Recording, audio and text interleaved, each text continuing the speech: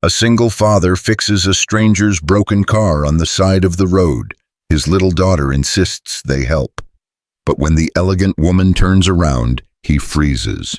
She's the girl who disappeared 20 years ago, the one who shattered his heart without explanation.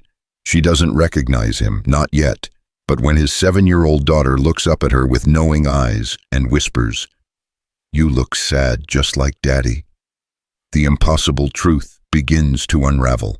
This isn't a coincidence. This is fate. That's my daughter standing next to the woman who gave birth to her, and neither of them knows it. Michael Thompson whispered those words to himself. 3 weeks later, sitting in his darkened garage at 2 a.m, adoption papers spread across his workbench like evidence at a crime scene. His hands wouldn't stop shaking. But right now, on this blazing Sunday afternoon in July, all he knew was that the black Mercedes up ahead was pouring white smoke into the summer sky, and his past was about to walk back into his life, wearing designer heels and a suit that probably cost more than his truck. "Daddy, someone needs help." Lily's voice cut through from the back seat. "I see it, baby.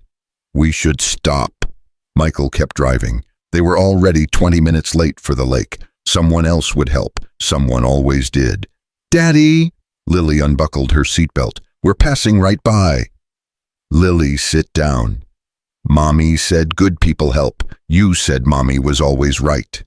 The Emma card. His 7-year-old knew exactly which buttons to push. He gripped the steering wheel harder, but his foot was already moving to the brake. 3 years gone, and his wife still ran his life through their daughter's memory. He pulled over. The heat slammed into him the second he opened the door. The woman by the Mercedes had her phone jammed against her ear, pacing in heels that clicked against asphalt like a countdown. Black suit, dark hair pulled back tight. Everything about her screamed Manhattan boardroom, which made no sense on a rural highway surrounded by cornfields and nothing. "I don't know what road. There are trees everywhere, and a barn. You know how many barns are in upstate New York." She turned, saw him. Her eyes were green, sharp, calculating green that sized him up in half a second. Every nerve in Michael's body went ice cold. "No, not possible. I'll call you back." She killed the call. "Thank God. Do you know cars? This piece of garbage just started smoking, and I have a meeting in 2 hours and—" She stopped, tilted her head. "Have we met?" Michael couldn't breathe. 20 years. 20 years since he'd seen that face. She was older now, polished in a way the girl he knew could never afford.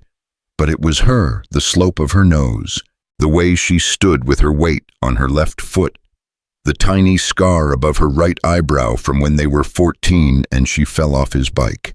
Tori Winters, the girl who'd kissed him behind the school gym when they were 16, who'd promised forever between stolen moments and whispered plans, who'd vanished the summer after graduation like smoke, leaving nothing but silence and a heart he'd spent years learning to live with, broken. "Sir, the car," popped the hood. She did. He moved on autopilot, forcing his brain to focus on engine parts instead of the impossible. Radiator hose cracked clean through, coolant everywhere, simple fix for a temporary patch. His hands remembered how to work even when his head didn't. "How bad?" she asked. "Hose is shot. I can patch it, but you'll need a real mechanic." "Can you do it?" "Yeah." "How much?" He looked up. She was watching him with those green eyes, and there was something there, something trying to push through, a flicker of almost recognition that died before it fully formed. "Nothing," he said. "I should pay you. You should accept help when it's offered. Most people don't help for free. Most people aren't good people." Lily appeared beside the Mercedes like she'd materialized from thin air. "My daddy is good people."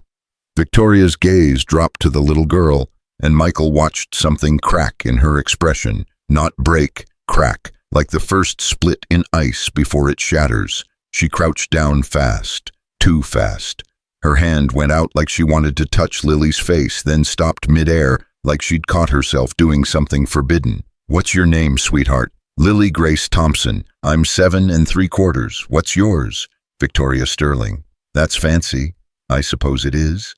Victoria's voice had gone soft, careful, like she was talking to something fragile she might break if she spoke too loud. You look happy and sad at the same time, Lily said. Like my daddy after Mommy went to heaven. Michael wanted the asphalt to open up and swallow him whole. But Victoria didn't move, just kept staring at Lily like she was trying to memorize her face. You're very observant. My teacher says I notice stuff other people miss. I believe it. Victoria stood slowly. When she looked at Michael this time, her hand was pressed against her stomach, just resting there. Have we met before I swear I know you? His throat closed up. Maybe, long time ago. Where? Here, this town. She shook her head. I grew up in Manhattan. The lie hit like a slap. Or maybe it wasn't a lie. Maybe she'd rewritten herself so completely she actually believed it. Tori Winters from Millbrook Falls, who wore her mother's hand-me-down coat and dreamed of escaping to somewhere anywhere bigger. She'd escaped all right, straight into becoming someone who erased where she came from, or maybe she just erased him. My mistake, he said. He went back to his truck for the emergency kit. While he worked, Lily kept talking to Victoria, like they were old friends, asking about her job and her car and whether she liked chocolate or vanilla ice cream. Chocolate, Victoria said. Always chocolate. Me too, Daddy likes vanilla because he's boring. I'm practical, Michael muttered. Boring, Lily repeated with a grin. Victoria laughed and the sound punched straight through Michael's chest. That laugh. He'd know it anywhere. The same laugh she'd had at 16 when he'd told terrible jokes just to hear it. The same laugh from the back of his old Chevy when rain hammered the roof and she'd told him she loved him for the first time. That girl was dead. This woman was a stranger wearing her ghost. Daddy, I need my inhaler. Michael's head snapped up. Lily was breathing fine, but her hand was on her chest. The warning sign, the one that meant maybe nothing or maybe everything. Where is it? Truck, front seat. He grabbed it, kept one eye on Lily while she took 2 puffs. Her breathing evened out. False alarm, but Victoria had gone pale. Is she okay? Victoria's voice shook. She's fine. Asthma. We manage it. Does it happen often? Often enough. He finished the patch job, closed the hood. You're good for 15 miles. Jerry's Auto on Main Street. Tell him Michael sent you. Victoria pulled out her wallet. Please let me pay you. No. Then lunch. Let me buy you both lunch. We're going to the lake. Ice cream then, for Lily, please. Her eyes were desperate. I insist. Lily lit up like Christmas. Can we, Daddy, please? Every part of Michael screamed to say no, to get in the truck and drive and never look back. But Lily was giving him those eyes, and he'd already taken her mother. He couldn't keep taking everything else, too. 10 minutes, that's it. The ice cream shop was nearly empty. Victoria ordered chocolate in a waffle cone. Lily got the same. Michael got vanilla in a cup because changing now felt like admitting something. They sat by the window. Lily talked about school and her best friend Sophie and the solar system project she was making. Victoria listened like Lily was telling her the secrets of the universe, leaned in, asked questions, laughed in all the right places, and Michael watched Victoria watch his daughter, and something about it felt wrong. Not bad wrong, just wrong like a puzzle piece that fits, but shouldn't, like finding your lost keys in a place you already checked 3 times. Victoria couldn't stop staring at Lily. Her eyes kept traveling over Lily's face like she was searching for something. Her hand kept going back to her stomach, pressing there like she was trying to hold something in. Do you have kids, Miss Victoria? Lily asked, through a mouthful of chocolate. Victoria's cone tilted. Ice cream dripped onto her hand. She didn't notice. No, I don't. Why not? Lily, it's okay. Victoria set the cone down carefully. I was too focused on work. And then time just ran out. It's not too late, Lily said with the absolute certainty of someone who knew nothing about biology or reality. You could still be a mom. You'd be really good at it. You think so? Yeah, you listen for real, not fake listening like grown-ups do, and you ask real questions. Victoria's eyes went bright with tears. That might be the nicest thing anyone said to me in years, Lily. They finished eating. Michael tried to pay, but Victoria was already at the register. Outside, she pressed a business card into his hand. If you ever need anything, I mean it. You helped me today. I don't forget that. Michael looked at the card. Victoria Sterling, CEO, Sterling Industries. New York City address. A life he'd never be part of. Take care of yourself, Tori. Her eyes went wide. What did you just call me? Victoria, sorry. No, you said Tori. She grabbed his arm. Her hand was shaking. Nobody calls me that. Nobody's called me that in 20 years. Who are you? He could lie, should lie. But Lily was watching, and he'd promised Emma he'd always tell their daughter the truth, and somehow that promise extended to this too. Michael Thompson, we went to high school together. All the color drained from her face. Michael. It came out as a whisper. Oh God, Michael, I didn't. You look so different. Your hair was longer and you were thinner and... She stopped. Her hand went to her mouth. I have to go. Tori, I'm sorry. I can't. I have to... She ran to her car like someone fleeing a burning building. Michael watched the Mercedes disappear down the road, that patched radiator hose carrying her back to whatever perfect life she'd built without him. Daddy, why is the pretty lady crying? I don't know, baby. But that was a lie. He knew exactly why.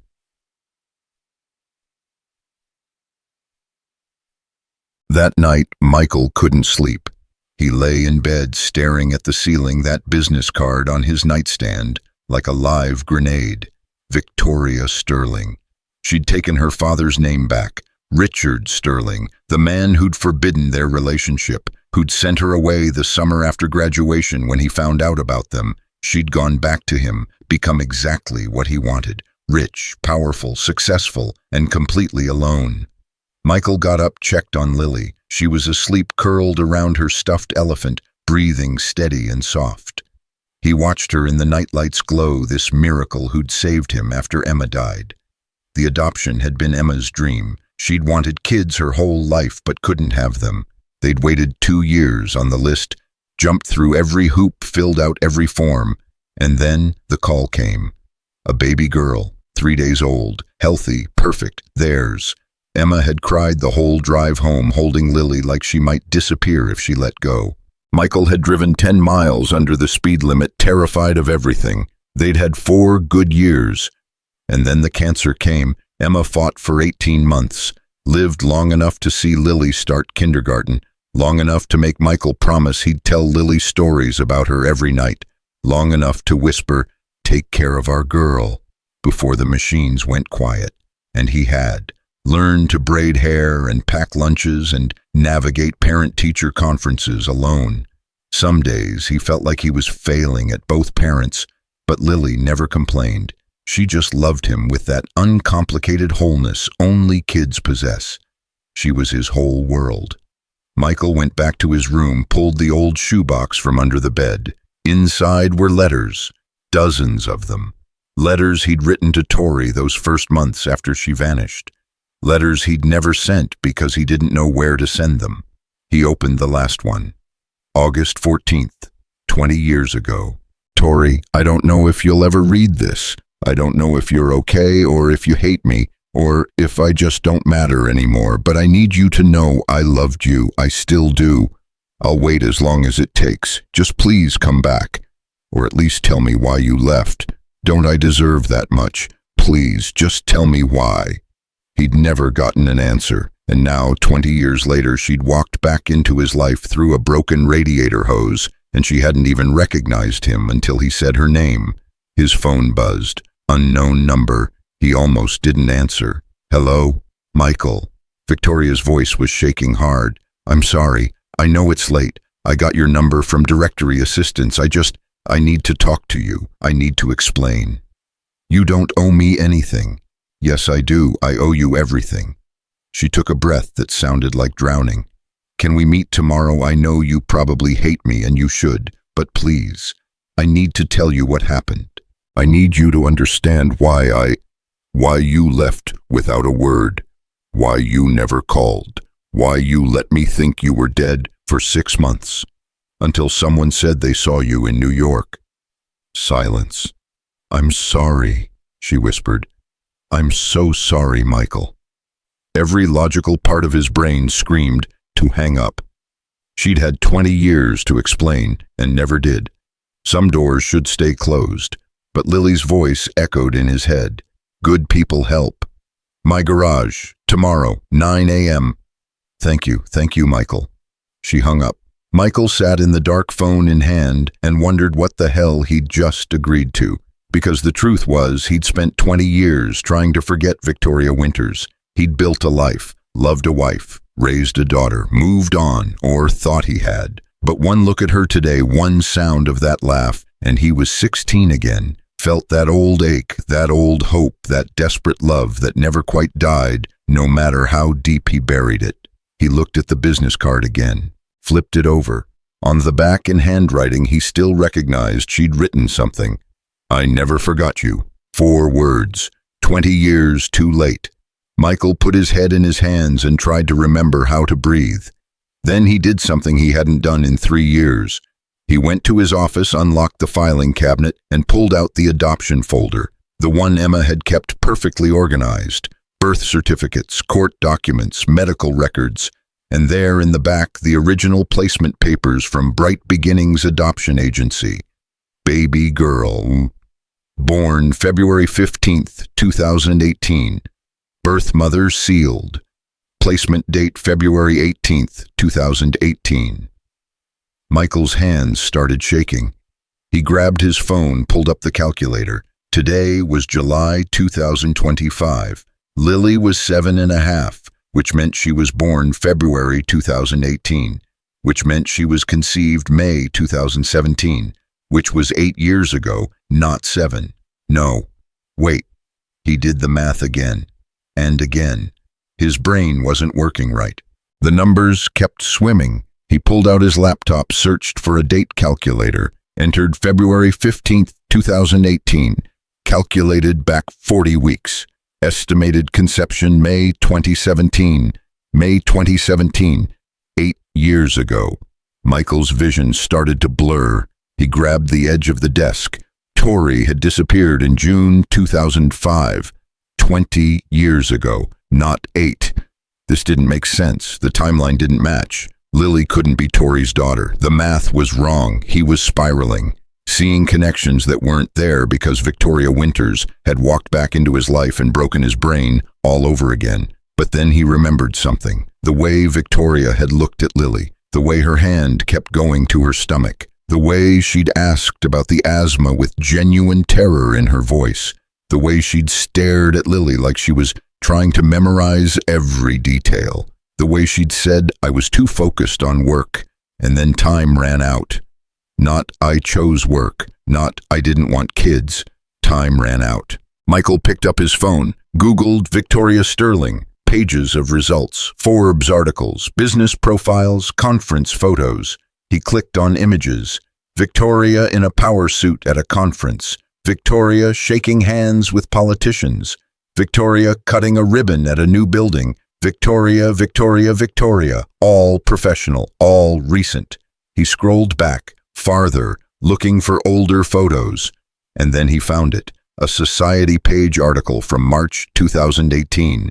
Sterling heiress returns to public life after extended absence. There was a photo.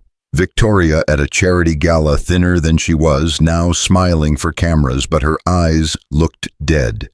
The article mentioned she'd been recovering from a personal health matter and had been out of the public eye for nearly a year.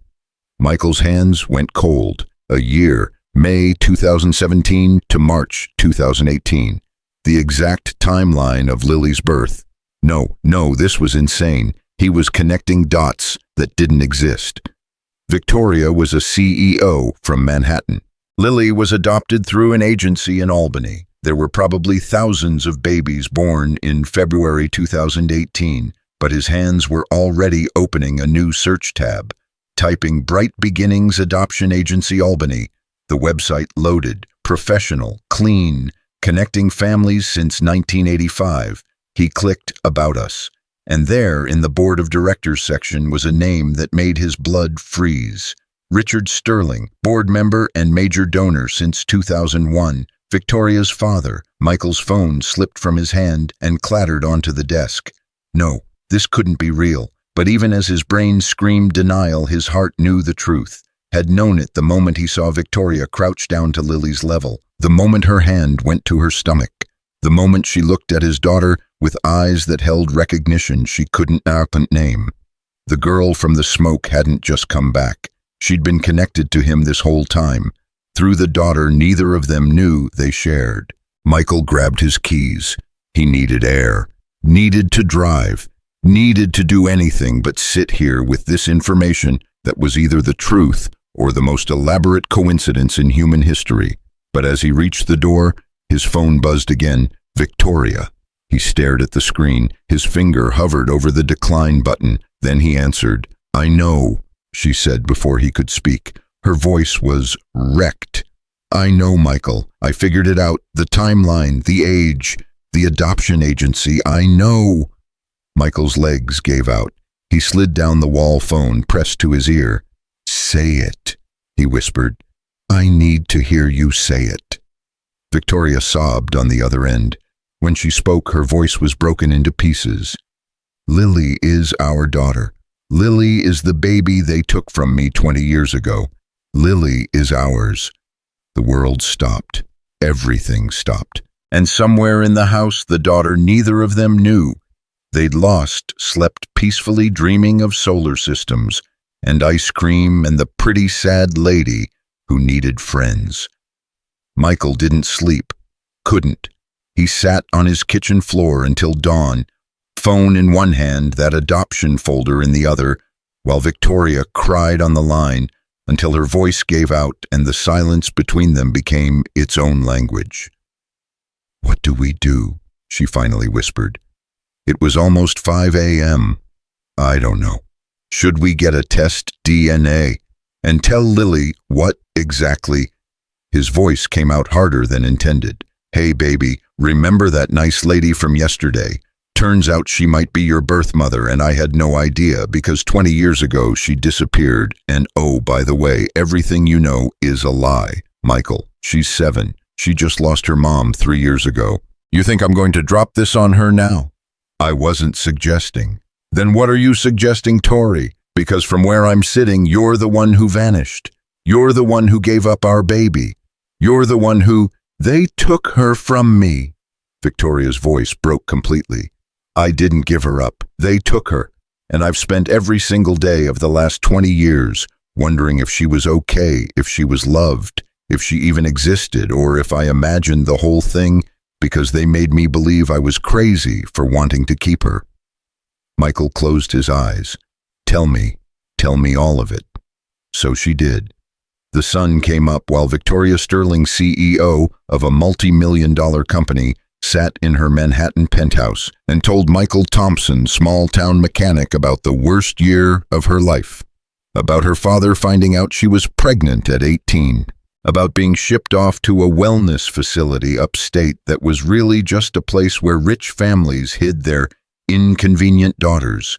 About giving birth alone in a sterile white room while nurses told her not to look, not to touch, not to love. About hearing her baby cry for exactly 14 seconds before they took her away. About signing papers she didn't read while her father stood over her and said, "You'll thank me for this one day." About coming home empty and broken and being told to forget it ever happened.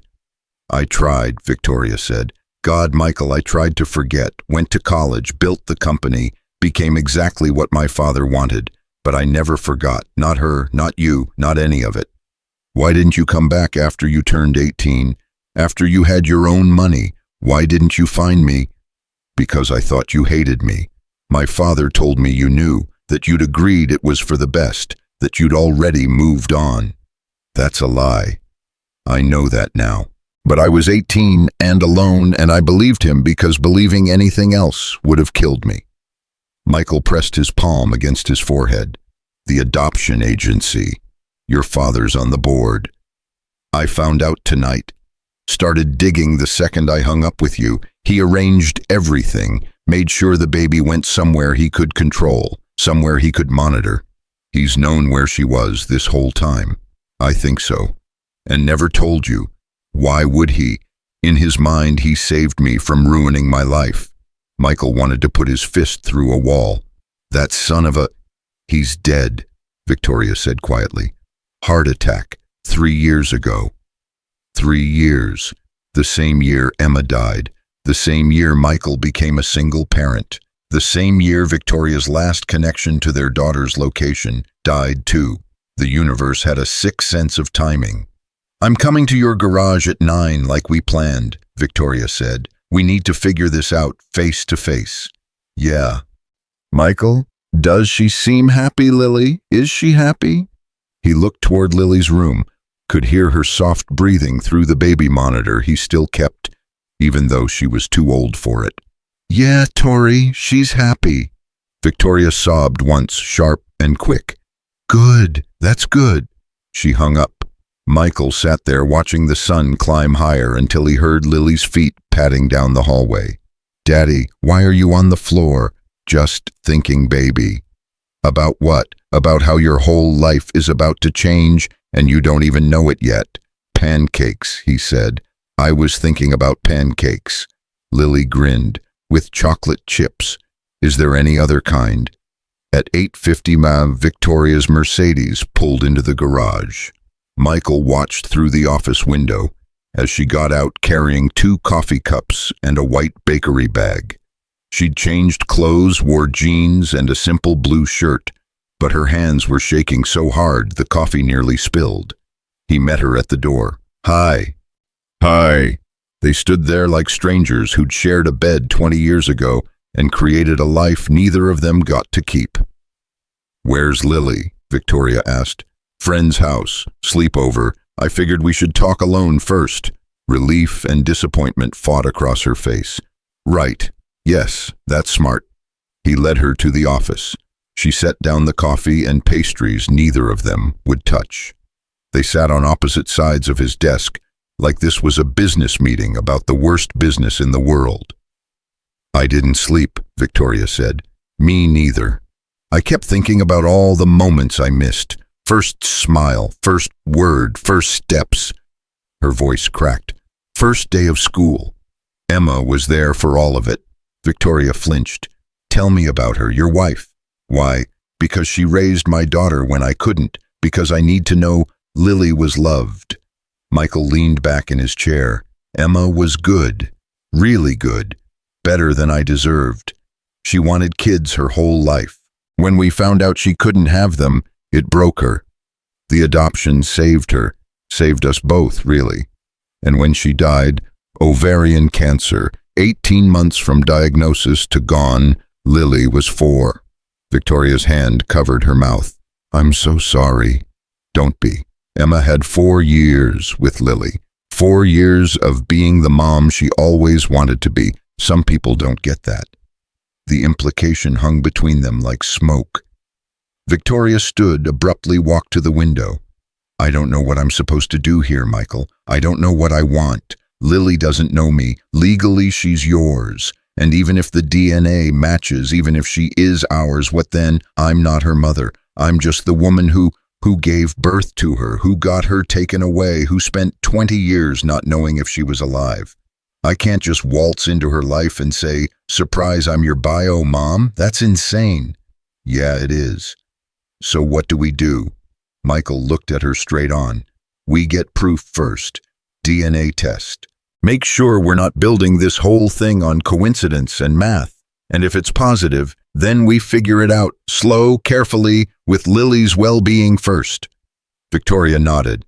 Okay, yes. How do we test without her knowing? Hair sample. I can get one from her brush. And mine. I'll order a kit. We'll send it in. Should have results in a week.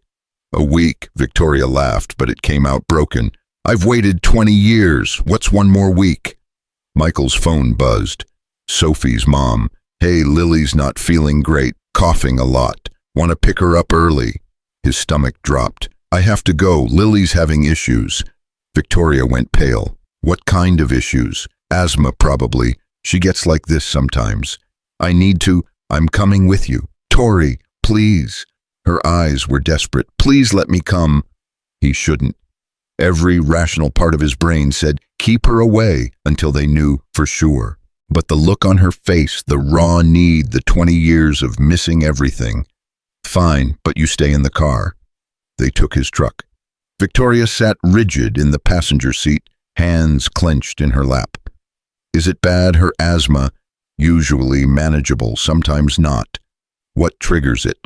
Stress, allergies, sometimes nothing. Does she have to go to the hospital often? Couple times a year. Victoria's breathing got faster. What if this time is bad? What if she'll be fine? Lily's tough. But when they got to Sophie's house and Michael saw his daughter sitting on the porch steps, skin gray and lips tinged blue, his heart stopped. Daddy, her voice was barely a whisper, can't breathe good. He had her in his arms in 2 seconds. Inhaler in her hand in 3. Come on, baby. 2 puffs. You got this. Lily tried. Couldn't get enough air to make the inhaler work. Hospital, Michael said to Sophie's mom. Now. He was in the truck with Lily across his lap before he remembered Victoria was there. She'd moved to the back seat without being asked, was staring at Lily with a horror that matched his own.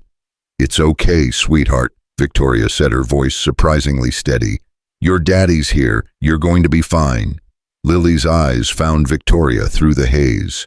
Miss Victoria. Yeah, honey, I'm here too. Why? Because your dad and I are old friends, and friends help friends. The hospital was 12 minutes away, longest 12 minutes of Michael's life. He held Lily against his chest, talking to her the whole time, telling her about the new solar system mobile they'd hang from her ceiling, about the lake trip they'd reschedule, about anything and everything that wasn't the fact that her breathing sounded like gravel in a tin can. Victoria drove. She didn't ask, just took his keys and drove like she'd done this 1,000 times, smooth and fast and calm. In the ER, they got Lily on a nebulizer within minutes. Michael held her hand while she breathed in the medicine, watching color slowly creep back into her face. Victoria stood in the corner, arms wrapped around herself, crying silently. You can come closer, Michael said quietly. She did, knelt beside the bed. Lily's eyes tracked to her. You're still here, Lily whispered, dappered. Yes, sweetheart, I'm still here. Did I scare you? A little, but you're okay now. Daddy says I'm tough. I believe him. Victoria reached out, almost touched Lily's hand, stopped herself. Can I stay while you get better? Lily nodded. You can hold my other hand. I have 2. Victoria's face crumpled. She took Lily's small hand in hers like it was made of glass and might shatter if she held too tight. Michael watched his daughter hold hands with the woman who'd given birth to her and had to look away before he lost it completely. The doctor came in an hour later. Lily's breathing had stabilized. They wanted to keep her for observation just a few hours, make sure there wasn't a secondary attack. You did good getting her here fast, the doctor told Michael. Another 20 minutes and we'd be looking at intubation. Victoria made a sound like she'd been punched. But she's okay now, Michael asked. She's okay. Kids are resilient. She'll bounce back. After the doctor left, Lily fell asleep, still holding Victoria's hand. Michael expected Victoria to let go. She didn't. I should leave, Victoria whispered. Give you space. Stay. Michael. She asked you to stay, so stay. Victoria stayed. They sat in silence while machines beeped and nurses came and went, and Lily slept between them like a bridge connecting 2 shores that had been separated for 20 years. I can't do this, Victoria said suddenly. I can't sit here and not know. I need to know if she's mine, if she's ours. I need to know now. The DNA test takes a week. The adoption records, your papers. Do they list the birth mother's name? Sealed. Everything was sealed. But there's a case number, right? Court documents. Yeah, but we can't just unseal them. It takes a court order. I have lawyers, good ones, the kind that make things happen fast. She looked at him with fierce determination. Give me the case number. I'll have those records by tomorrow morning. Tori, I've spent 20 years not knowing. I'm not waiting another week. Please. Michael pulled out his phone, found the photos he'd taken of the adoption papers. This is illegal, probably. I don't care. He sent her the case number. Victoria made a call right there in the hospital room, voice low and commanding. Jerry, I need a favor. Adoption records, Albany County. Case number. She read it off. I need them unsealed. Tonight. I don't care what it costs. I don't care what strings you have to pull. Get it done. She hung up. 6 hours. He said 6 hours. Michael should have been angry. Should have told her to slow down, think this through, consider what this meant. But he was tired of not knowing too, tired of the uncertainty, tired of looking at his daughter and wondering if the woman sitting across from him had a legal right to her. Okay, he said. 6 hours. Victoria's phone rang at 11 p.m. Michael had taken Lily home an hour earlier, tucked her into bed with extra pillows and a promise of pancakes in the morning. He'd just gotten Victoria's text to come over when his doorbell rang. She stood on his porch holding a manila folder. That was fast. I told you, good lawyers. Her hands shook. I haven't opened it, couldn't, not alone. They sat at his kitchen table. The folder between them looked innocent. Just paper, just records, just the truth that would either confirm or destroy everything. Together, Victoria asked. Together, she opened it. The first page was the birth certificate. Baby girl Winters, born February 15th, 2018, 3:47 a.m., 6 pounds 4 ounces. Mother Victoria Ann Winters. Father unknown. Michael's vision blurred by... Victoria flipped to the next page. Surrender documents. Richard Sterling's signature was everywhere, bold and decisive. Victoria's signature was small, shaky, barely legible. I don't remember signing this, she whispered. They gave me something after the birth, said it would help with the pain. Everything was fuzzy. Next page. Adoption placement papers, Bright Beginnings Agency. February 18th, 2018. Adoptive parents. Michael Joseph Thompson and Emma Grace Thompson. Child baby girl, now known as Lily Grace Thompson. Victoria made a sound like dying. Michael couldn't breathe. There it was. Black and white. Legal and final. Lily was theirs. Had always been theirs. The universe hadn't just brought Victoria back into his life. It had given them their daughter back first. Let Michael raise her, let Emma love her, let this impossible broken family exist for 7 years before revealing the truth. Oh God, Victoria sobbed. Oh God, Michael, she's ours. She's really ours. He pulled her into his arms and they cried together, 20 years of grief and loss and love pouring out in his kitchen at midnight, while their daughter slept upstairs, unaware that her entire history had just rewritten itself. What do we do? Victoria asked when they could breathe again. I don't know. Do we tell her? Not yet. She's 7. She just had a major asthma attack. We can't drop this on her now. Then when, I don't know, when she's ready, when we're ready, when the world makes sense again. Victoria pulled back, wiped her eyes. I can't be her mother. You understand that, right? Emma was her mother. I'm just the person who gave birth to her. You're more than that. Am I? Because from where I'm sitting, I'm just the stranger who abandoned her. You didn't abandon her. You were 18 and powerless, and your father stole her from you. But she doesn't know that, and I can't tell her because what 7-year-old needs to know, their grandfather was a monster who trafficked in stolen babies. Michael had no answer for that. I want to be in her life, Victoria said quietly. I want to know her, watch her grow, be there for her, but I can't be mom. That name is taken. That role is filled. So what do you want to be? Victoria looked at the adoption papers spread across the table. A friend. Someone she can trust. Someone who shows up and doesn't leave. Okay. Yeah, we'll figure it out. Slow, carefully, together. Victoria's phone buzzed. She glanced at it, went pale. What? My uncle. My mother's brother. He wants to meet. Says he has something that belonged to my mother. Something about me. Your mother died when you were 16, I know. Victoria stood. I should go. This is too much. All of it. I need to think. Michael walked her to the door. On the porch, she turned back. Thank you. For what? For loving her when I couldn't. For giving her a good life. For not hating me. I could never hate you, Tori. She kissed his cheek, soft and quick. Then she was gone, taillights disappearing down the road like déjà vu.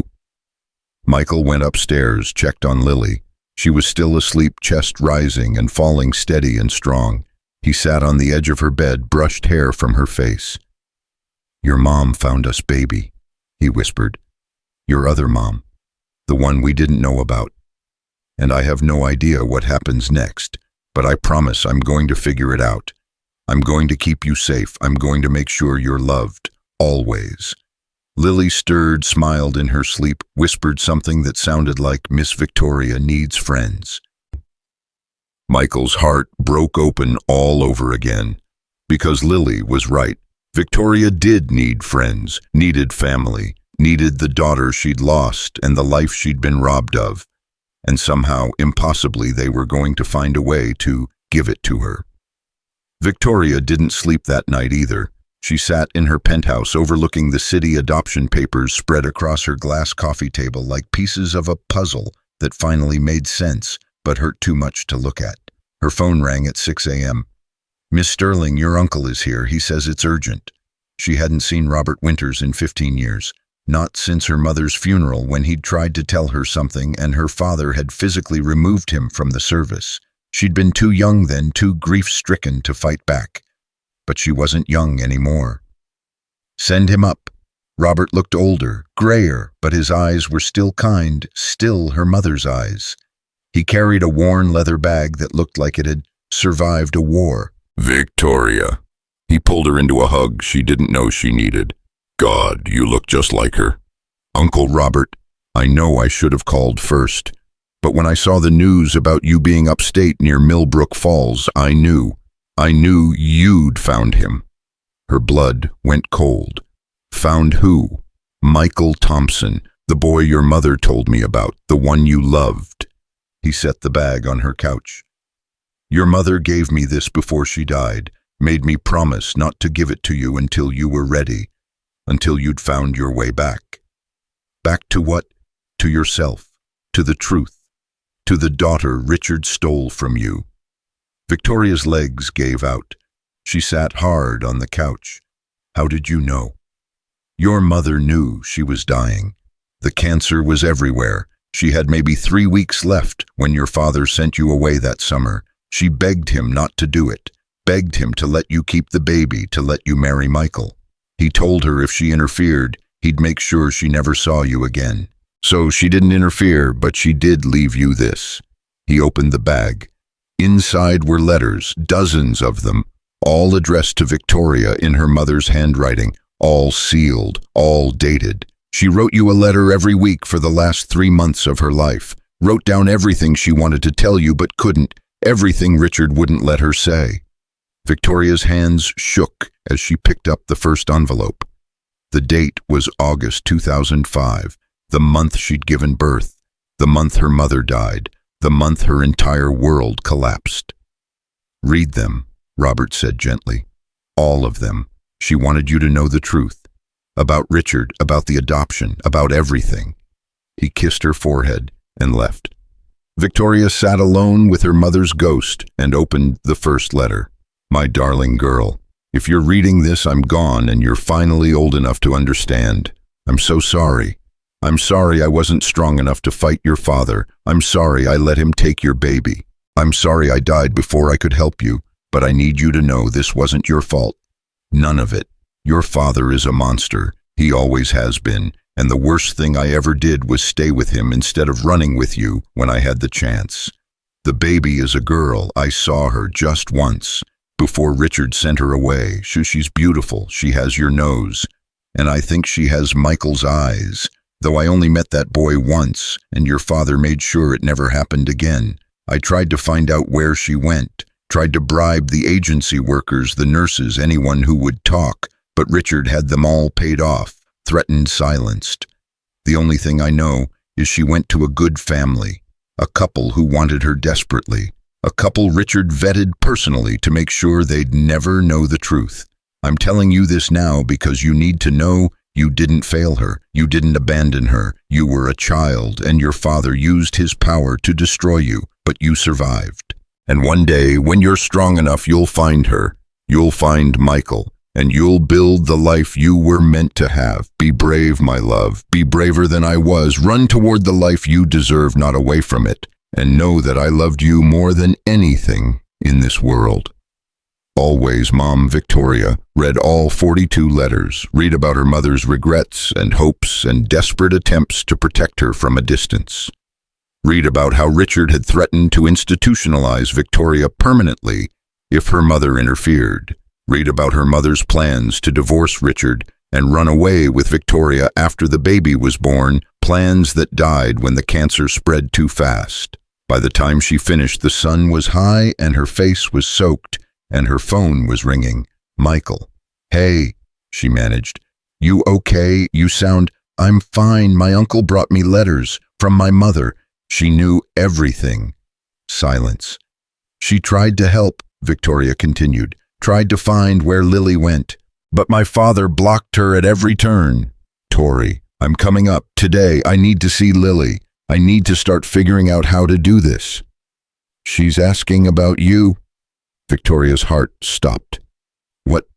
This morning, first thing she said was, "Is Miss Victoria okay? I told her you had to go back to the city for work. She said we should invite you for dinner." She did. Yeah, she likes you, says you're nice, and you listen good, and you smell like flowers. Victoria laughed through tears. I smell like flowers. Apparently. So, dinner tonight if you're up for it. Yes, God, yes. What time? 6, nothing fancy, just spaghetti and whatever chaos a 7-year-old brings to a table. I'll be there. She hung up and immediately called her assistant. Clear my schedule, everything, for the next 2 weeks. Miss Sterling, you have the board meeting on Thursday. Reschedule it. And the Tokyo investors, handle it. But I said, handle it. I don't care what it takes. I'm not available. She'd spent 20 years building an empire, 20 years being the perfect CEO, the perfect daughter to a dead tyrant, the perfect representation of everything she'd been forced to become. 2 weeks to start being a mother wouldn't kill anyone. Michael spent the day cleaning the house like his life depended on it. Lily watched him scrub the kitchen floor for the 3rd time with obvious amusement. Daddy, why are you being weird? I'm not being weird. You cleaned the bathroom. You never clean the bathroom. I clean the bathroom. Not like this, not like company's coming. She gasped. Is Miss Victoria coming? Michael's hand stilled on the mop.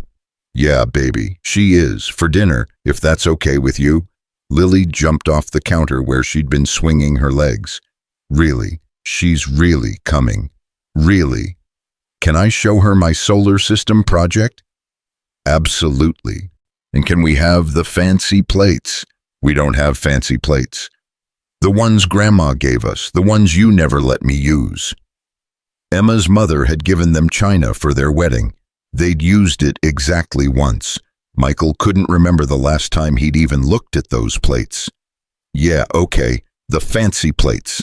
Lily squealed and ran upstairs to change clothes. Michael heard her singing something about Jupiter and friends, and hoped to God he was doing the right thing. Victoria arrived at 5:58 carrying flowers and a bag from the toy store, and nerves so obvious she was practically vibrating. Hi. Hi. I brought flowers, and I didn't know what 7-year-olds like, so I bought everything. Is that weird? That's weird. I'm weird. You're fine, come in. Lily appeared at the top of the stairs wearing her Sunday dress and her light-up sneakers. Miss Victoria, you came? Of course I came, you invited me. Victoria held out the bag. I brought you something. Lily came down slowly, eyeing the bag with suspicion. What is it? Open it and see. Inside was a telescope. Not a toy one, a real one, professional grade.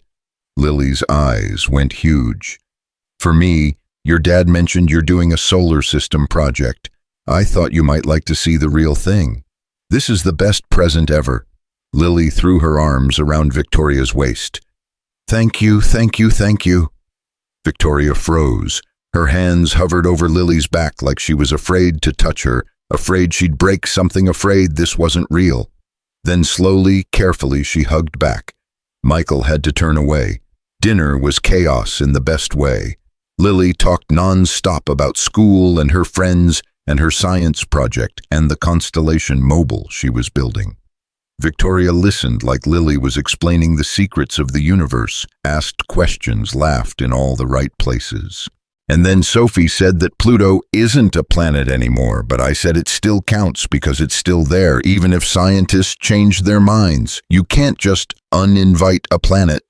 I completely agree, Victoria said seriously. Once a planet, always a planet. That's what I said, Daddy. Miss Victoria gets it. After dinner, they set up the telescope in the backyard. Michael showed Lily how to adjust the focus, while Victoria watched from the porch, arms wrapped around herself like she was trying to hold herself together. You okay? Michael asked quietly while Lily searched for Jupiter. I keep thinking I'm going to wake up, that this is a dream and I'll be back in my penthouse alone with nothing but work and regrets. It's not a dream. How do you know? Because dreams don't hurt this much. Victoria looked at him, then really looked at him, and he saw everything she wasn't saying, the grief, the guilt, the desperate hope that maybe somehow they could make this work. I found it, Lily shouted. I found Jupiter. Come see. They took turns looking through the telescope. Lily explained in great detail about Jupiter's moons and its red spot and how it was a gas giant, which meant you couldn't land on it even if you tried. It's beautiful, Victoria said, her eye still pressed to the lens. It's my favorite, Lily said, because it's big and bright and it has friends. All those moons are like friends that stay with it forever. That's a nice way to think about it. Do you have friends, Miss Victoria? Victoria pulled back from the telescope. Not really, sweetheart. I work a lot. Don't have much time for friends. That's sad. Everyone needs friends. You're probably right. You can be my friend if you want. Victoria's face crumpled. I would love that more than anything. Good. Friends help each other, right, Daddy? Right, baby? So we'll help Miss Victoria learn how to have fun again. She's too serious. Michael laughed. She is pretty serious. Hey, Victoria protested weakly. I'm fun. When was the last time you did something just because it was fun? Lily asked with the bluntness only kids possess. Victoria thought about it. I honestly can't remember. See, too serious, but don't worry, we'll fix you. Later, after Lily went to bed still talking about Jupiter's moons, Michael and Victoria sat on the porch with coffee. Neither of them drank. She's perfect, Victoria whispered. She's smart and funny and kind and perfect. Emma did good. You both did. Victoria turned to him. I don't want to mess this up, Michael. I don't want to confuse her or hurt her or make her feel like her life isn't enough. So we go slow. Let her get to know you naturally. No pressure, no big revelations, just time. And if she asks who I am, why I'm around so much, we tell her you're our friend, which is true. Is it? Are we friends, Michael? After everything. He looked at her, this woman who'd been the first girl he'd ever loved, who'd disappeared and broken him, who'd come back carrying the weight of 20 years and a daughter neither of them knew they'd lost. Yeah, Tori, we're friends. She leaned her head on his shoulder. He let her. The next week fell into a rhythm Michael didn't know he'd been missing. Victoria came up every other day, always with an excuse. She needed a break from the city. She wanted to see the lake. She missed the quiet. But really, she came to see Lily, and Lily ate it up. They worked on the solar system project together. Victoria's expensive suit traded for jeans and a t-shirt, both of them covered in glitter and paint, while they argued about whether Saturn or Jupiter should be bigger. Jupiter is the biggest planet, Lily insisted. But Saturn has better rings, Victoria countered. Rings don't make you bigger. No, but they make you prettier. Daddy, who's right? I'm staying out of this, Michael said from the doorway where he'd been watching them for the past 20 minutes, his heart doing something complicated in his chest. Smart man, Victoria said without looking up. They went to the lake. Victoria had never been on a rowboat before, gripped the sides like they were about to capsize while Lily laughed, and Michael rowed them to the middle of the water where the sky reflected so perfectly it looked like they were floating in space. It's beautiful, Victoria breathed. Daddy brings me here when I'm sad, Lily said. He says water helps you think. Your daddy's a smart guy. He is. But he's sad a lot too, since Mommy died. Michael's hands stilled on the oars. I bet he is, Victoria said gently. Losing someone you love is hard. Did you ever lose someone? Yeah, sweetheart, I did. Did it make you sad for a long time? It made me sad for a very long time. Still does sometimes. Lily thought about this. But you're not sad right now. No, right now I'm happy. Because of the lake. Because of the company. Lily beamed. See, Daddy, friends help. On Saturday, Victoria showed up early carrying bags from the hardware store. We're building a swing, she announced. We are, Michael asked. Lily mentioned she wanted one. I bought supplies. You bought supplies. Is that a problem? You're a CEO. You know how to build a swing.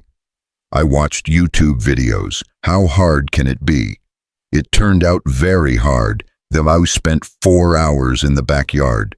Victoria reading instructions like they were in a foreign language, while Michael tried not to laugh at her completely serious concentration face. This diagram makes no sense, she muttered. You're holding it upside down. I am not. She flipped it. Oh. By the time they finished, the swing was crooked and probably violated several safety codes, but Lily loved it. She spent the rest of the afternoon swinging while singing songs about planets and friends, and Victoria sat on the porch steps, watching her like she was witnessing a miracle. Thank you, Victoria said quietly. For what? For letting me do this. Be here, with her. She's your daughter too. Legally, she's not. Legally, she's all yours. Yeah, but that's just paperwork. Biology doesn't care about paperwork. Victoria's eyes filled with tears. I keep waiting for you to hate me, to blame me, to tell me I don't deserve this. You were 18, your father was a monster. Nothing that happened was your fault. But I still lost her, lost you, lost everything. And now you're here, finding it again. Am I, though? Because some days I feel like I'm playing pretend. Like I'm just the stranger who bought her a telescope and built a crooked swing. You're the woman who drove her to the hospital and held her hand while she couldn't breathe. You're the person she asks about when you're not here. You're not playing pretend Tory. You're just learning how to be present. What if I mess it up? Then you apologize and try again. That's what parenting is. Constant trying again. Lily's voice cut through. Push me higher, Miss Victoria. Victoria went. Michael watched her push their daughter on the swing they'd built together, watched Lily's hair fly and her laughter ring out, and thought, maybe, just maybe, broken things could find a way to heal. That night, after Victoria left and Lily was asleep, Michael sat in his garage with a beer and Emma's photo. He'd been talking to her less lately, felt guilty about it. I don't know what I'm doing, Em. I don't know if this is right or crazy or somewhere in between, but Lily's happy, really happy. and Tori's trying so hard to be good to her without overstepping, and I'm trying to figure out how to be okay with all of it." The photo didn't answer, never did. But he felt lighter anyway. His phone buzzed. "Victoria, thank you for today, for every day. I know this is complicated, but being with her feels like breathing again." He typed back. "She asked when you're coming back. I told her Tuesday." "That okay, more than okay. Can I take her to the Children's Museum? There's a space exhibit. She'd love that." Michael: "Yeah, do you ever wonder what would have happened if I'd never left? If we'd raised her together from the start?" He stared at the message for a long time, wondered if he should lie, make it easier, keep things simple, every single day. Me too, but we can't change the past. We can only work with what we've got now, and what do we have? A second chance, a daughter who needs us both, and time to figure out how to do this right. I'll take it. Good, now get some sleep. Tuesday's in 2 days, and Lily's already planning the whole trip. Something about astronaut ice cream. There's astronaut ice cream, apparently. Welcome to parenting. I'm terrified. Good, that means you're doing it right. Michael set down his phone and looked at Emma's photo one more time. "I think you'd like her, Tori. She's different than she was. Stronger, sadder, but good, really good. And she loves Lily so much it hurts to watch. I know this is weird. I know it's complicated, but I think maybe this is how it was always supposed to be." The photo smiled back, frozen, in time, forever 32, forever. The woman who'd saved him and given him Lily and left him too soon. "I'll always love you," he whispered, "but I think I'm allowed to let other people in too, right?" Somewhere in the house, Lily called out in her sleep, something about Jupiter needing friends. Michael smiled, finished his beer, and went to check on his daughter. Their daughter. The daughter who was slowly, carefully, impossibly bringing together two people who'd lost everything and somehow found their way back to each other through her. Tuesday came with rain. Michael woke to Lily standing beside his bed, already dressed, backpack on. "It's 6 a.m., Lil. Miss Victoria's picking me up at 9. I need to be ready. That's 3 hours away." "I know, but what if I forget something? What if she gets here early? What if you go eat breakfast and calm down?" Lily bounced out of the room. Michael heard her singing in the kitchen, something about museums and stars and her new best friend, Victoria. He grabbed his phone. 3 messages from Victoria, all sent in the last hour. "Is this too much? Taking her for the whole day? I can cancel. I bought her a NASA sweatshirt. Is that weird? I'm being weird. Please tell me if I'm overstepping. I don't want to overstep." He called her. "You're not overstepping." "Michael, breathe. You're taking a 7-year-old to a museum, not negotiating a merger. It's going to be fine. What if she gets bored? What if I don't know what to talk about? What if, Tori, she's been ready since 6 a.m. You could take her to watch paint dry, and she'd be thrilled." Victoria laughed, shaky but real. Okay, I can do this. You can do this." She hung up. Michael went downstairs to find Lily had made herself breakfast. Cereal everywhere, milk on the floor, pure chaos. "I made enough for you too, Daddy." "I see that. Are you excited for me?" "So excited, I can barely stand it." "Do you think Miss Victoria will like the museum?" "I think Miss Victoria would like watching grass grow if you were there." Lily giggled. "That's silly. Nobody likes watching grass grow." "You'd be surprised." At exactly 9 a.m., Victoria pulled up in a rental SUV instead of her Mercedes. Safer, she'd texted earlier. Better for kids.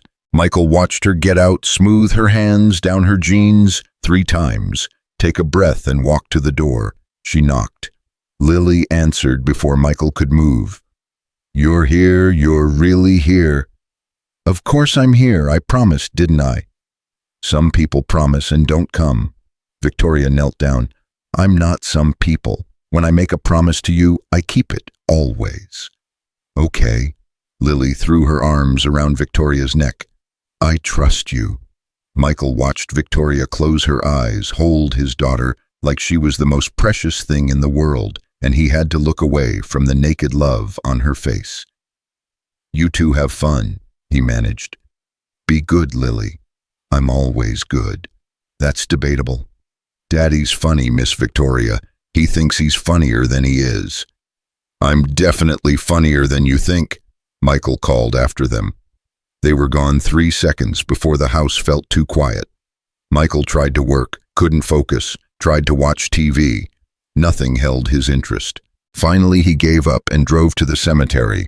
Emma's grave was simple. Just her name and dates and beloved wife and mother. Lily had picked the words herself, said Mommy would like them because they were true. "They're at a museum," Michael said to the headstone. "Victoria and Lily, learning about space. Lily's probably talking her ear off about Jupiter. You would have liked today, Em. Would have liked seeing Lily so happy." The grass was getting long. He made a mental note to talk to the groundskeeper. "I'm not replacing you. I need you to know that. Nobody could replace you, but Tori's her mother too, biologically. And I keep thinking about how you always said Lily was meant to be ours, how you felt it the moment they put her in your arms. Maybe this is what you meant. Maybe she was always meant to bring us all together." A car pulled up behind him. Michael turned, expecting the groundskeeper. Robert Winters got out. "Michael Thompson." "Yeah, who's asking?" "Robert Winters. Victoria's uncle. We need to talk." They sat at a coffee shop in town. Robert ordered black coffee and looked like he hadn't slept in days. "Victoria doesn't know I'm here. She'd kill me if she did, but you need to know what you're dealing with." "I know. Richard Sterling was a monster. He stole Lily from Victoria. He did more than that." Robert pulled out a folder. "I've been digging into the adoption, into Richard's connection to Bright Beginnings, into why he chose you and Emma specifically." Michael's blood went cold. "What are you talking about? Richard didn't just arrange the adoption. He engineered it. Your wife, Emma. She worked at Sterling Industries for 3 years before she married you. Did you know that?" "Yeah, she was an accountant. She quit when we got married." "She quit because Richard offered her an early retirement package that was too good to refuse. 6 months later, you and Emma applied to adopt, and suddenly you jumped to the top of a 2-year waiting list." The coffee turned to acid in Michael's stomach. "You're saying Richard knew who we were, knew we'd applied." "I'm saying he put you there. Emma's medical records from the fertility clinic, they were hacked. Information leaked to Richard's people. He knew she was desperate for a child, knew you two were solid, stable, unlikely to dig into the birth mother's identity. You were perfect." "Perfect for what?" "For hiding his granddaughter in plain sight. He wanted Lily where he could monitor her, make sure she was being raised right, make sure Victoria never found her. Emma's old job gave him the excuse. He could check on you periodically through company connections, keep tabs, stay in control." Michael stood up so fast his chair fell. "You're telling me my wife was part of this, that she knew?" "No, God, no. Emma knew nothing. She was a pawn, same as you. But Richard used her desperation, used your good hearts to hide his crime." "Why are you telling me this?"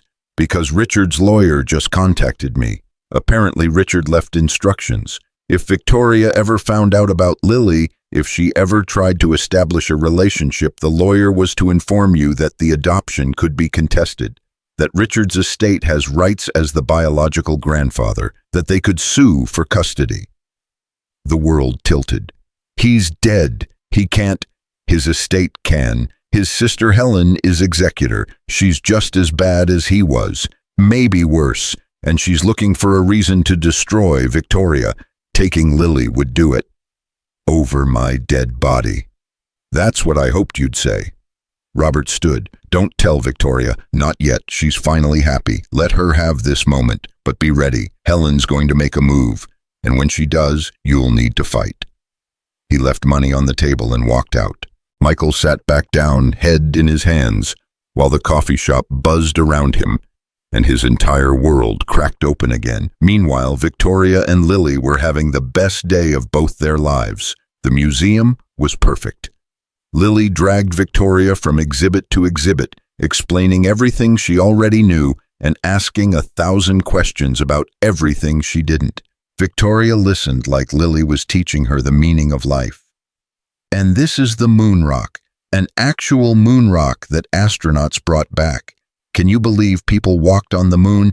It's pretty incredible. Daddy says one day I could be an astronaut if I want. You could be anything you want, Lily. Could I be a scientist and an astronaut and a mom? Victoria's breath caught. Yeah, sweetheart, you could be all of those things. Good, because I want to do everything. Sophie says that's impossible, but I think Sophie's wrong. Sophie's definitely wrong. They ate lunch in the cafeteria.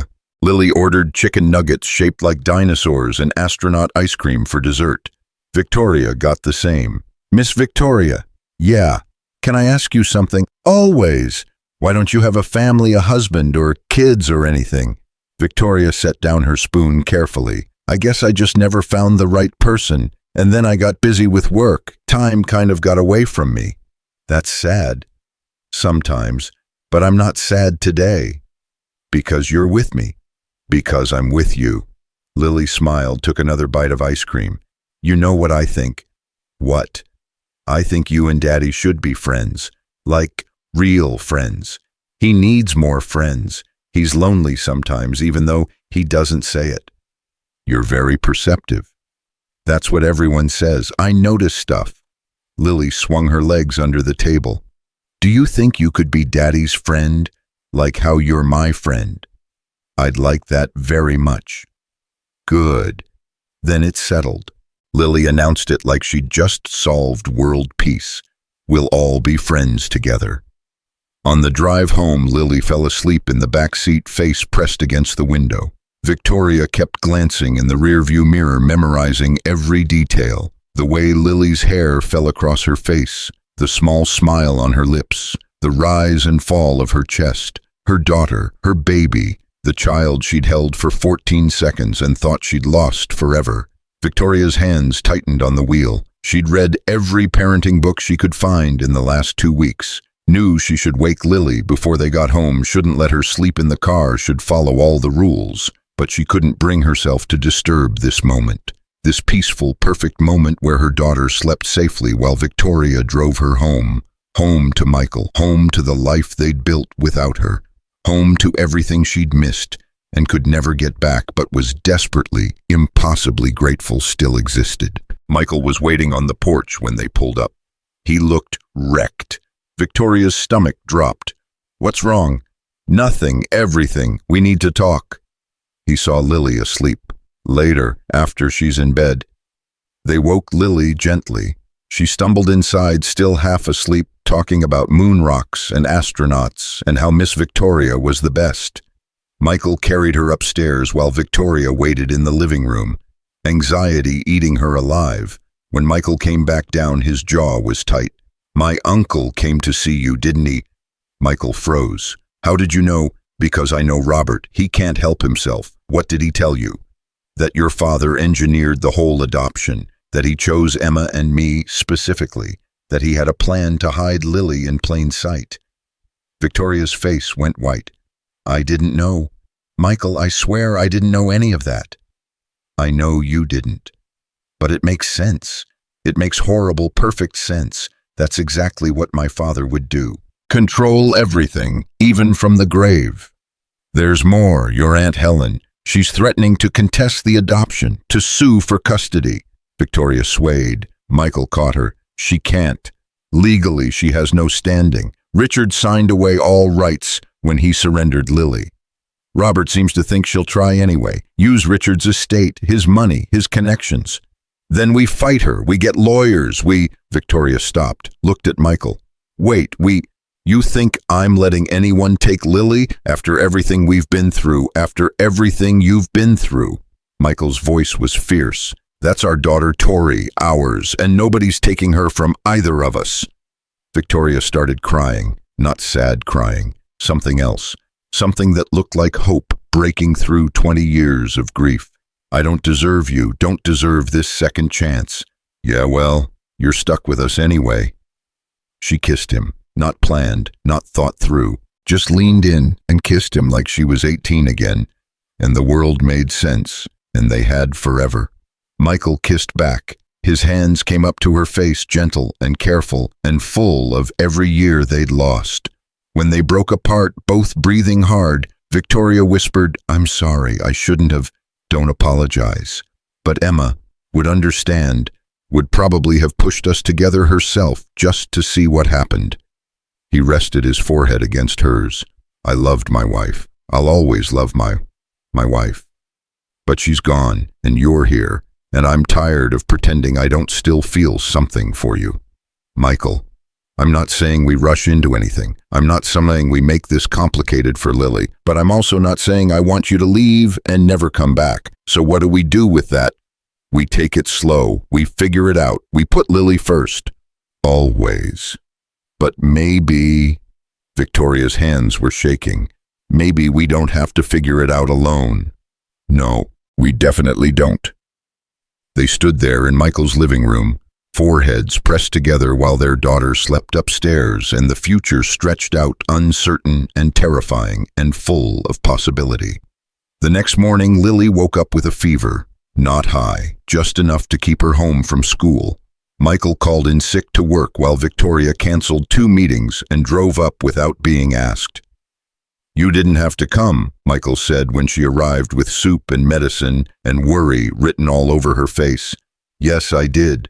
Lily was on the couch wrapped in blankets watching cartoons. Her face lit up when she saw Victoria. "You came." "Course I came. Friends show up when friends are sick. Even when it's just a baby fever. Especially then." Victoria sat beside her. Lily immediately curled into her side. Victoria's arms came around her automatically, and Michael watched his daughter fall asleep against the woman who'd given birth to her while morning sun streamed through the windows, and everything felt both fragile and exactly right. "She trusts you," he said quietly. "I know it terrifies me." "Why?" "Because what if I mess it up? What if Helen tries to take her and it's my fault? What if Lily finds out the truth and hates me for lying? We're not lying, we're just waiting for the right time. When is the right time to tell a 7-year-old her whole life is built on secrets? I don't know. Maybe when she's older, maybe when she asks, maybe..." "Miss Victoria," Lily's voice was drowsy. "Can I ask you something? Anything, sweetheart? Do you love my daddy?" Michael choked on air. Victoria went very still.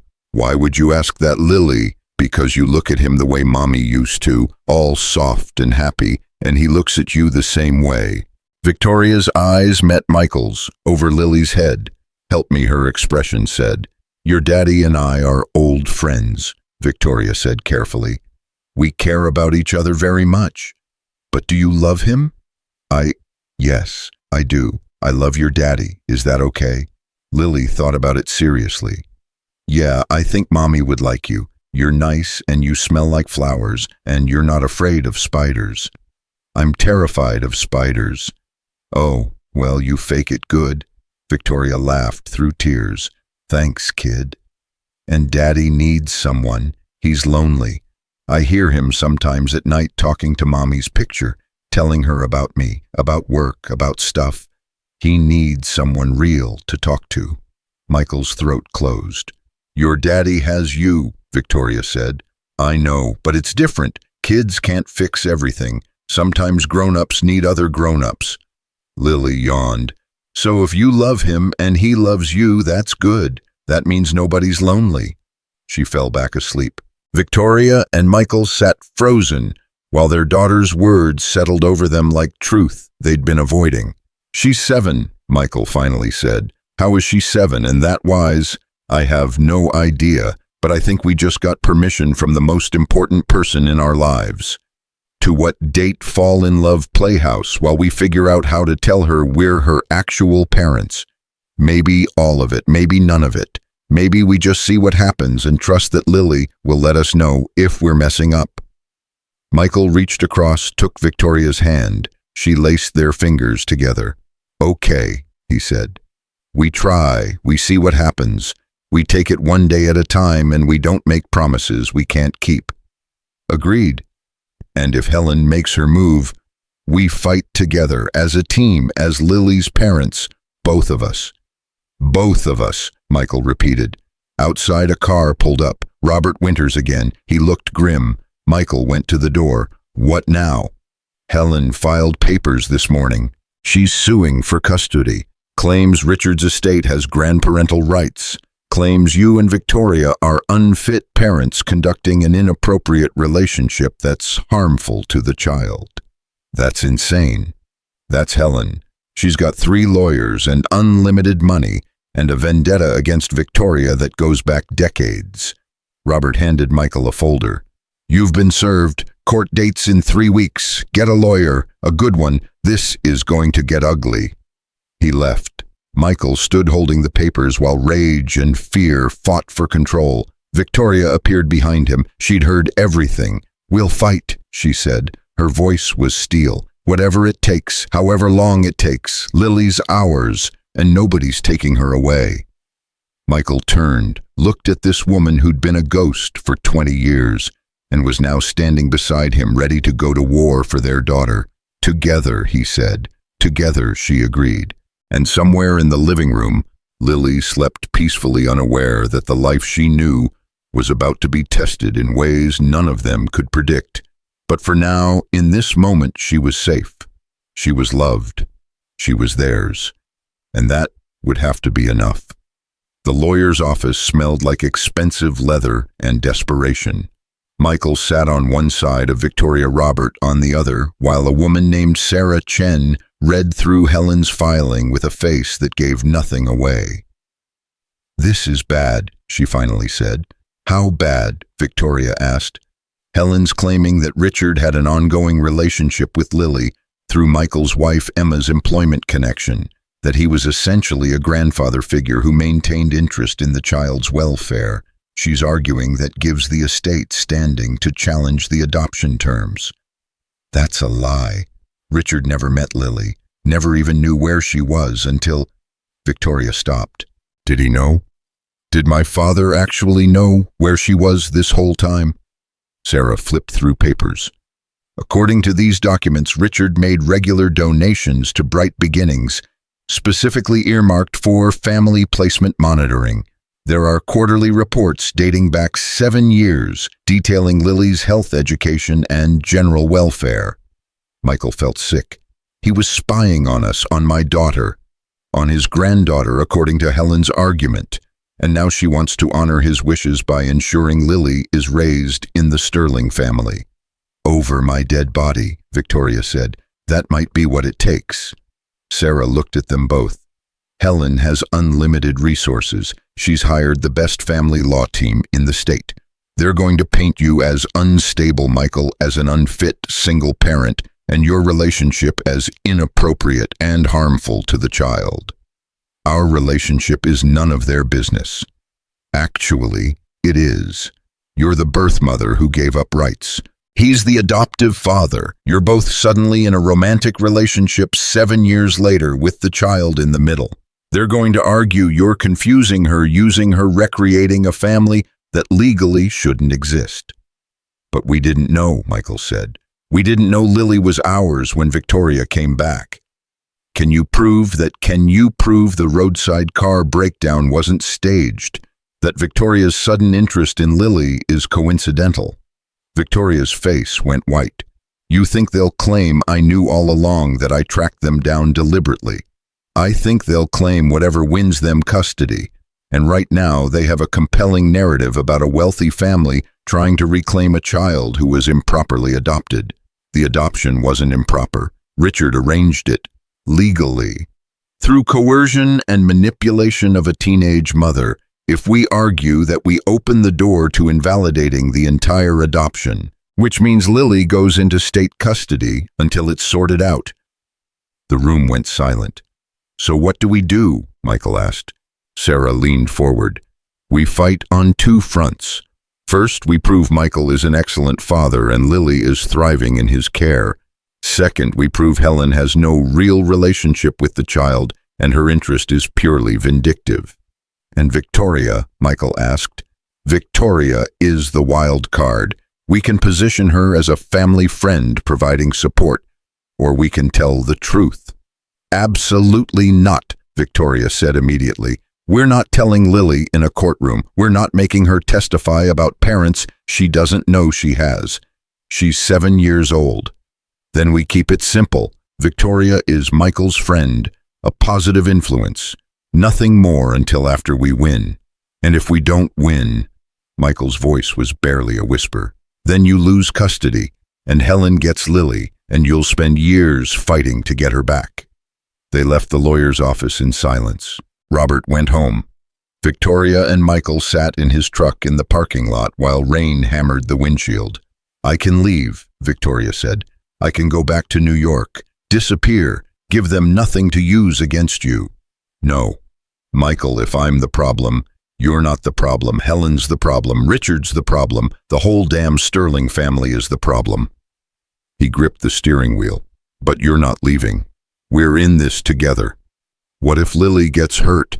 What if the court process traumatizes her? What if we trust that she's strong enough to handle this? What if we give her more credit than everyone else does? Victoria looked at him. You think we should tell her? I think we should consider it before the court does, before Helen does, before someone else controls the narrative. She's 7. She's 7 and smart and already asking questions about why you're around so much and why we look at each other the way we do. How long before she figures it out herself? I don't know. I don't know anything anymore except that I'm terrified of losing her again. Michael reached over, took her hand. Then we make sure that doesn't happen, whatever it takes. That night they sat Lily down after dinner. She knew something was wrong, had known all day from the way Michael kept checking his phone and Victoria kept staring at her like she was memorizing her face. Am I in trouble? Lily asked. No, baby, you're not in trouble. Then why do you both look so serious? Michael and Victoria exchanged a look. They'd talked for hours, argued, cried, finally agreed, but now sitting here with their daughter looking between them with worried eyes, Michael wanted to take it all back. Keep her innocent. Keep her safe. Victoria spoke first. Lily, do you know what adoption means? Yeah, it means you choose a kid to be yours because you want them.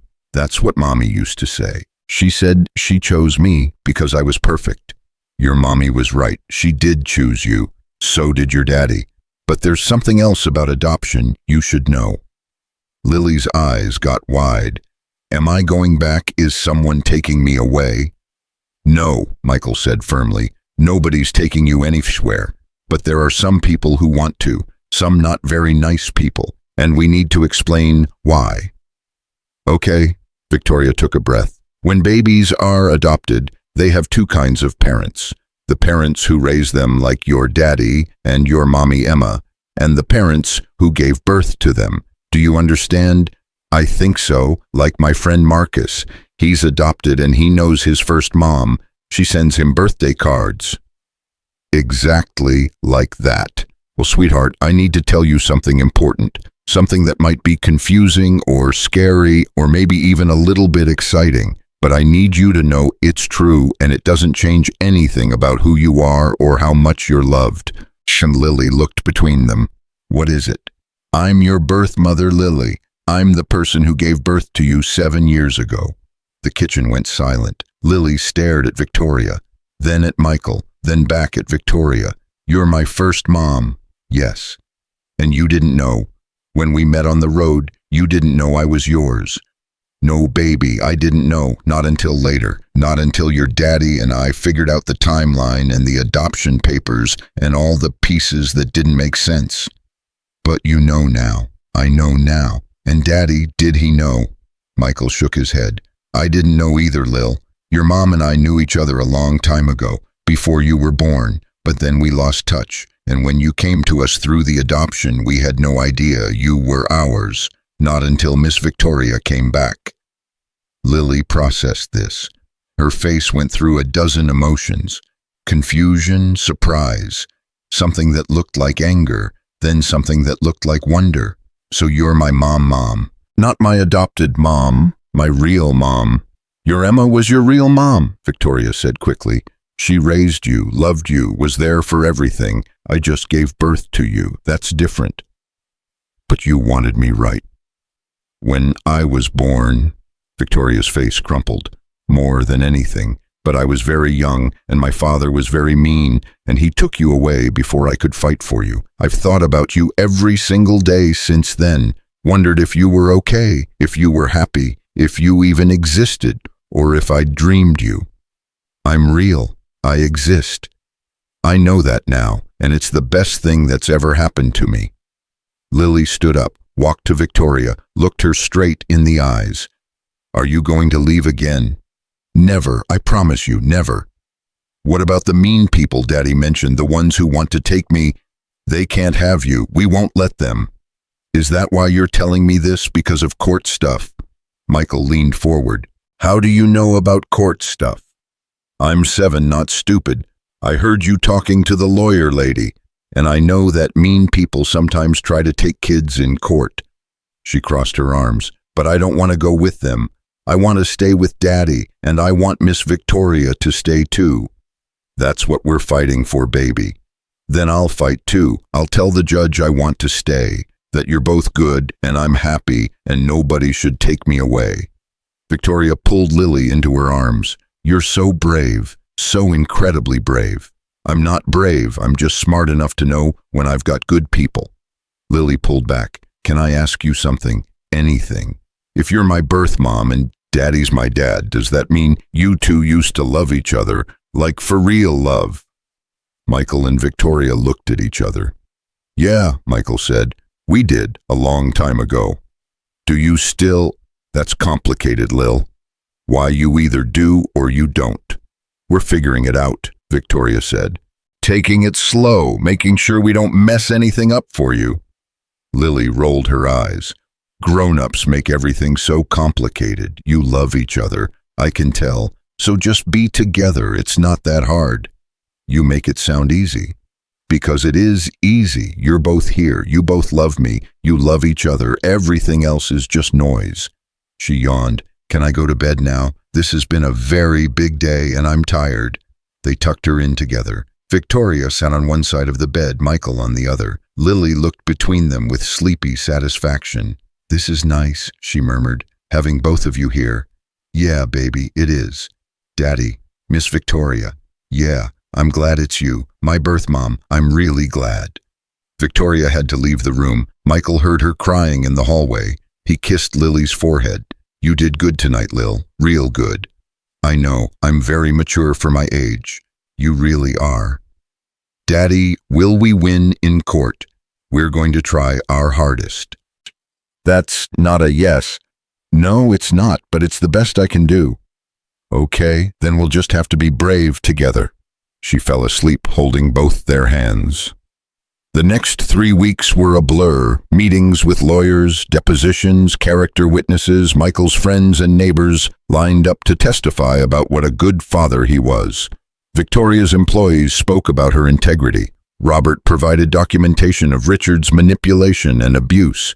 And through it all, Lily went to school and played with friends and worked on her solar system project like everything was normal. But at night, she'd crawl into bed between Michael and Victoria, where they sat on her floor going through legal documents, and she'd ask questions, real questions, about the adoption, about Victoria's father, about what might happen. They answered honestly, never lied, never sugarcoated, and Lily handled it like the warrior she was. The court date arrived on a Thursday. Sarah had prepared them, told them what to expect. But nothing could have prepared Michael for walking into that courtroom and seeing Helen Sterling sitting on the other side with her lawyers and her ice-cold expression. She looked like Richard, same sharp eyes, same cruel mouth. The judge was a woman in her 50s named Martinez. She'd read the entire file, looked tired of the whole situation before it even started. Helen's lawyer went first, painted a picture of an unstable situation, a single father overwhelmed, a birth mother manipulating her way back in, a child caught in the middle of adult dysfunction. They showed photos of Victoria leaving Michael's house late at night, showed records of her visits, showed text messages between them that out of context, looked inappropriate. Michael wanted to throw up. Then Sarah stood, cool, confident, fierce. She showed report cards, medical records, photos of Lily laughing, playing, thriving. She brought in teachers who testified about Lily's happiness, doctors who testified about Michael's attentive care, friends who testified about the love in that home. And then she brought in Robert. "Tell the court about Richard Sterling," Sarah said. Robert did. Every detail, the coercion, the manipulation, the stolen baby, the monitoring, the control. "And you have proof of this?" Judge Martinez asked. "I have his final letter, written before he died, confessing to everything." The courtroom erupted. Helen's lawyer objected. The judge called for order. "I'll see that letter in chambers, now." They broke for an hour. Michael sat outside with Victoria and Lily. They'd brought Lily. Sarah had said it might help, might show the judge this was a real family, not a custody battle. "How are you holding up, baby?" Michael asked. "I'm okay. The mean lady keeps staring at me, though. It's creepy." "Don't look at her." "I'm not. I'm looking at you and Miss Victoria. You're way nicer." Victoria smiled despite everything. "You're way nicer too, kiddo." When they went back in, Judge Martinez looked grim. "I've read Richard Sterling's letter. I've reviewed all the evidence, and I'm appalled." She looked at Helen. "Your brother was a manipulator and a criminal. He coerced a teenager into giving up her child. He violated adoption privacy laws. He engaged in surveillance without consent. And you knew about it." "Your Honor, I'm not finished. This court finds no merit to your custody claim.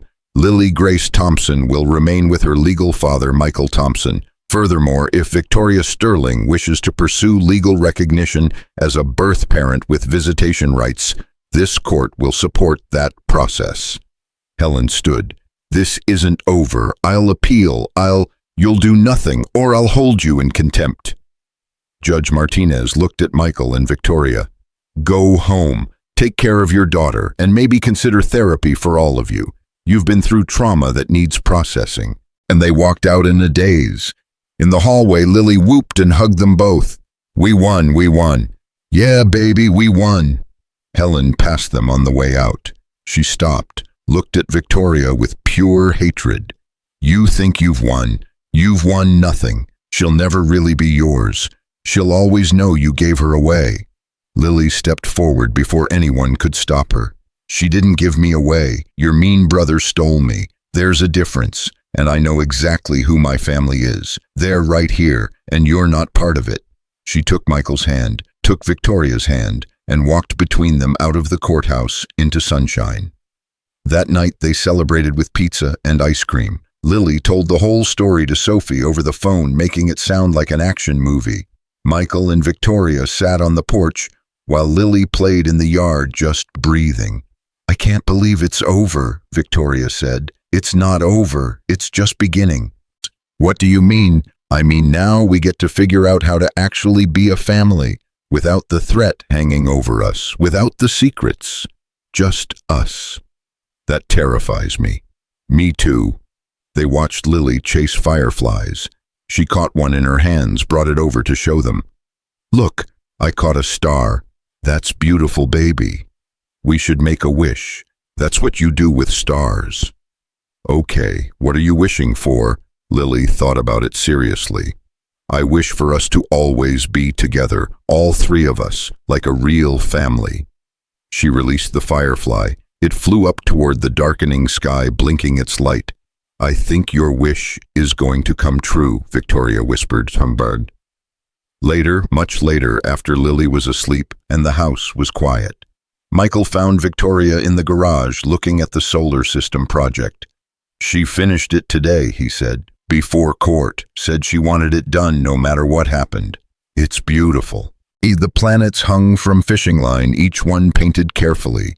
Jupiter was the biggest, covered in gold paint and glitter that caught the light. "She insisted on the glitter," Michael said Jupiter needed to shine because it has friends, all those moons. Victoria reached out, touched Jupiter gently. It spun, sending glitter dust into the air. Some of it landed on her shirt. She looked down at the sparkles, smiled through tears. Glitter on Jupiter. Yeah, she's right, you know, about friends, about shining, about all of it. She usually is. Victoria turned to him. What are we, Michael, really? Because I need to know. I need to know if this is just about Lily or if there's something here between us. There's something here. There's always been something here. It just took 20 years and a daughter we didn't know we had to find our way back. So what now? Now we take it one day at a time. We let Lily lead. We figure out how to be parents together. We see where this goes. And if it doesn't work, then we make it work. For her. But I don't think it won't work, Tori. I think this is exactly what all three of us needed. We just didn't know it yet. Victoria kissed him, soft and slow and full of promise. When they pulled apart, Michael saw the woman he'd loved at 16 and the woman he could love now, all grown up and battle-worn and brave. I love you, she said. I never stopped, even when I forgot everything else. I never stopped loving you. I love you too, both of you, my whole family. They stood there in the garage, surrounded by planets and glitter and possibility. Upstairs, Lily slept peacefully, dreaming of stars and wishes and families that found each other against impossible odds. The next morning, Michael woke to Lily jumping on his bed. Wake up, it's Saturday, we're going to the lake. It's 7 a.m., Lil. I know we're late. Miss Victoria's already downstairs making pancakes. She's what? Michael stumbled downstairs to find Victoria in his kitchen, wearing one of his old t-shirts, flipping pancakes like she'd done it her whole life. Good morning, she said with a smile that could have powered cities. You stayed. Of course I stayed. Where else would I go? Lily hopped up on the counter. I told her to stay. I said we have extra rooms and it's silly for her to drive all the way back to the city just to come back again tomorrow. You did you? Yep, I'm very logical. They ate pancakes together, chocolate chip. Then they packed up the truck and drove to the lake, the same lake where this had all started, where Michael had almost driven past a smoking Mercedes, where fate had stepped in and changed everything. They spent the day swimming and laughing and being the family they'd never thought they'd be. And when the sun started to set, they lay on a blanket looking up at the sky. There's Jupiter, Lily said, pointing. See how bright it is. I see it, Victoria said. It shines because it has friends. All those moons keeping it company. That's what makes it bright. You're very wise, you know that. I know, it's a gift. Michael pulled them both close. His daughter, his first love, his family. Thank you, he whispered. For what? Victoria asked. For coming back. For fighting. For being brave enough to let yourself love us. Thank you for letting me, for giving me this second chance, for raising our daughter into this incredible human. We did that together, even when we didn't know it. Emma, you, me. We all loved her into who she is. Lily sat up. Can I say something important? Always. I'm really glad Miss Victoria's car broke down, because if it didn't, we wouldn't be here, we wouldn't be a family, so maybe it wasn't an accident, maybe it was meant to be. Maybe it was. Victoria agreed. Definitely was, Michael said. They watched the stars come out one by one. Jupiter shone brightest of all, surrounded by its moons exactly like Lily said. Shining because it had friends. Shining because it wasn't alone. And for the first time in 20 years, none of them were alone either. They had each other. They had truth. They had love. They had everything that mattered. The girl from the smoke had come home. The daughter between them had brought them together, and the years of grief and loss had finally impossibly transformed into something that looked a lot like healing. Not perfect, not easy, but real. And that was enough. That was everything.